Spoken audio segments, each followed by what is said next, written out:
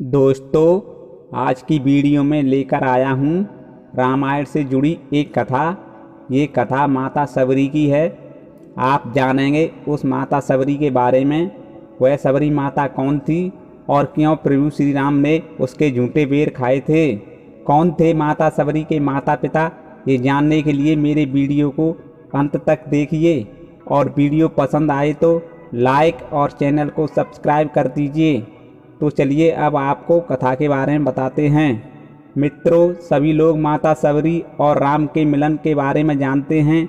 कैसे सबरी भगवान राम के आने की प्रतीक्षा करती थी और राम के आने पर कैसे माता सबरी ने प्रभु राम को अपने झूठे बेर खिलाए थे। ये सारी बातें ज़्यादातर लोग जानते हैं। दोस्तों, हम आपको बताते हैं माता सबरी के जन्म से लेकर उनके अंतिम समय तक की कथा। दोस्तों, प्रभु श्री राम के जन्म से पहले की बात है। भील आदिवासी कबीले के मुखिया अज थे। अज के घर में एक कन्या का जन्म हुआ जिसका नाम श्रमणा रखा गया। श्रमणा सबरी का दूसरा नाम है।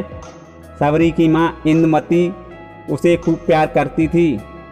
सबरी बचपन से ही पशु पक्षियों की भाषा समझकर उनसे बातें किया करती। सबरी की माँ इंदुमती सबरी को पशु पक्षियों से बातें करते देख कुछ समझ नहीं पाती। धीरे धीरे सबरी बड़ी हुई, लेकिन सबरी हमेशा वैराग्य की बातें करती। इसीलिए एक दिन सबरी के माता पिता उसको लेकर एक पंडित के घर गए और सबरी की वैराग्य की बातों के बारे में बताया। पंडित जी ने सबरी के माता पिता को बताया कि वह आगे चलकर सन्यासी बन सकती है। सबरी के पिता ने उसका विवाह तय कर दिया। जैसे ही विवाह का दिन नज़दीक आया, सबरी के परिवार वालों ने खूब सारी बकरियां और पशु पक्षियों को एक बाड़े में जमा कर दिया। सबरी ने अपनी माँ इंदुमती से पूछा, माँ, बाड़े में इतने सारे पशु पक्षी क्यों हैं? इंदुमती ने कहा, बेटी, तुम्हारा विवाह होने वाला है, इसलिए हम लोगों ने इनका इंतजाम तुम्हारी शादी के दिन दावत के लिए किया है। यह सब सुनकर सबरी दुखी हो गई। वह सोचने लगी कि मैं अपने विवाह के लिए इतने जीवों का बलिदान नहीं दूंगी। उसने सोचा, ना विवाह होगा ना ही इतने जीवों का बलिदान होगा, इससे ये जानवर भी बच जाएंगे। रात्रि में सबरी ने सभी पशु पक्षियों को आज़ाद कर दिया। तभी पशु पक्षियों की आवाज़ सुनकर सबरी के घर वाले जाग गए। सबरी घर वालों के भय से जंगल की तरफ भागने लगी। रात्रि में भागते भागते वह ऋष्यमुख पर्वत पर पहुंच गई। वहां हजारों ऋषि रहा करते थे। सबरी ने सोचा वह भी इसी जंगल में ऋषि मुनियों की सेवा करके अपना जीवन जी लेगी। वह चुपचाप उसी जंगल के एक कोने में रहने लगी। सबरी रोजाना ऋषि मुनियों के रास्ते में झाड़ू लगाती और हवन के लिए लकड़ियां भी लाकर रख देती थी। ऋषियों को समझ नहीं आ रहा था यह सारा काम कौन कर रहा है। एक दिन सबरी को किसी ऋषि ने यह काम करते देख लिया और उनसे परिचय पूछा। जैसे ही सबरी ने उस ऋषि को बताया कि वह एक भील आदिवासी परिवार से है, तो उस ऋषि ने खूब डांट लगाई। सबरी नहीं जानती थी कि उसकी जात इतनी छोटी है जिसकी वजह से ऋषियों के द्वारा अपमान सहना पड़ेगा। इतना सब होने के बाद भी सबरी ऋषियों के पास पहुंचकर उनसे गुरु दीक्षा देने के लिए कहती, लेकिन हर कोई सबरी को उसकी जात की वजह से अपने आश्रम से भगा देता था। फिर एक दिन सबरी मतंग ऋषि की कुटिया पर जा पहुंची और गुरु दीक्षा लेने की बात कही। मतंग ऋषि ने खुशी खुशी अपने गुरुकुल में उसको रहने दिया और भगवान नारायण से जुड़ा ज्ञान देते रहे। सबरी भी अपने गुरु मतंग ऋषि की खूब सेवा करती और उनके सारे काम सही ढंग से किया करती थी। सबरी से खुश होकर मतंग ऋषि ने उसे बेटी मान लिया। दोस्तों, समय के साथ साथ मतंग ऋषि बूढ़े हो गए और उन्होंने एक दिन सबरी को अपने पास बुलाया और कहा, बेटी सबरी, मैं अपना शरीर त्यागना चाहता हूँ। इस शरीर में रहते मुझे बहुत वर्ष हो गए। यह सुनकर सबरी ने दुखी मन से कहा कि मैं आपके सहारे यहाँ रह पाई हूँ, आप चले जाएंगे तो मैं यहाँ कैसे रह पाऊँगी, इसलिए आप मुझे भी अपने साथ ले चलिए, मैं भी अपनी देह त्याग दूंगी।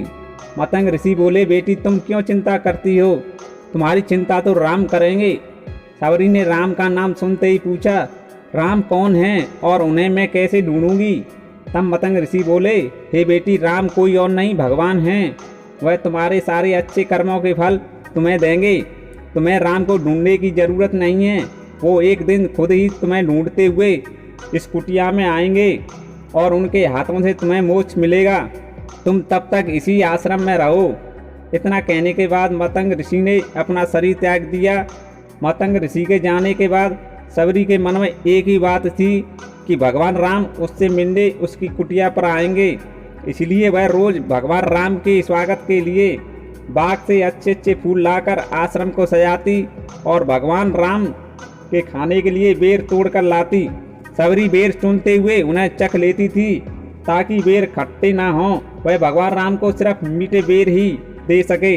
इसी तरह सबरी रोजाना भगवान राम के दर्शन की आस में फूल और बेर इकट्ठा करती थी। इसी तरह प्रतीक्षा करते करते कई साल बीत गए। अब तक सबरी का शरीर बूढ़ा हो गया। सबरी एक दिन आश्रम के पास तालाब में पानी लेने गई। तभी एक ऋषि ने सबरी पर पत्थर मारते हुए अछूत कहकर भागने के लिए कहा। वह पत्थर जब सबरी को लगा तो चोट लगी और खून बहने लगा। बहते हुए खून की कुछ बूंदें उसी तालाब में गिर गईं, जिससे पूरे तालाब का पानी खून में बदल गया। यह सब देखकर ऋषि ने सबरी से कहा, पापिन देख, तेरी वजह से पूरा पानी खराब हो गया। अब तो हर रोज ऋषि उस तालाब के पानी को साफ करने के लिए अपनी अपनी विद्याओं का प्रयोग करते और कई सारे प्रयास किए, लेकिन तालाब का पानी खून जैसा ही रहा। तब ऋषियों ने थक हार कर सब कुछ छोड़ दिया। इसी तरह कई साल बीत गए। फिर एक दिन भगवान राम अपनी पत्नी सीता के हरण के बाद उन्हें ढूंढते हुए उसी तालाब के पास जा पहुँचे। जब आश्रम के ऋषियों ने उस तालाब के पास प्रभु राम को देखा तो उन्हें पहचान लिया और तालाब में भगवान राम को पैर डालने के लिए कहा। उन्होंने अपना पैर तालाब में डाल दिया, लेकिन पानी जैसे का तैसा ही था। ऋषियों ने भगवान राम से कई अन्य जतन करवाए, तब भी पानी खून के जैसा ही रहा। तब प्रभु श्री राम ने तालाब का पानी खून में बदलने के बारे में पूछा। तब एक ऋषि के द्वारा सबरी को पत्थर मारने वाली सारी बात बता दी और कहने लगे कि उस अछूत अपवित्र स्त्री के कारण ही यह सब हुआ है।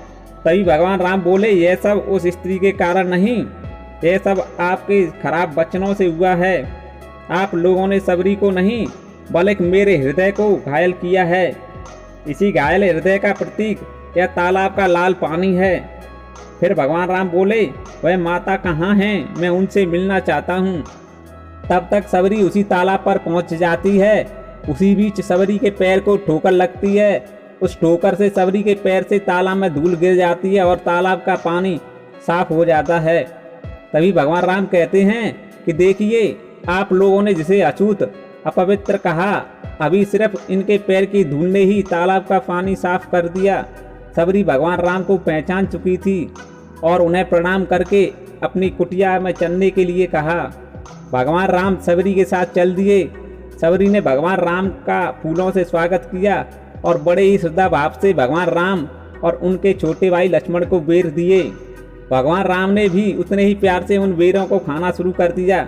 तभी लक्ष्मण यह सब देखकर मुंह बनाते हुए भगवान राम से बोले, भैया यह बेर झूठे हैं, आप इन्हें कैसे खा सकते हैं?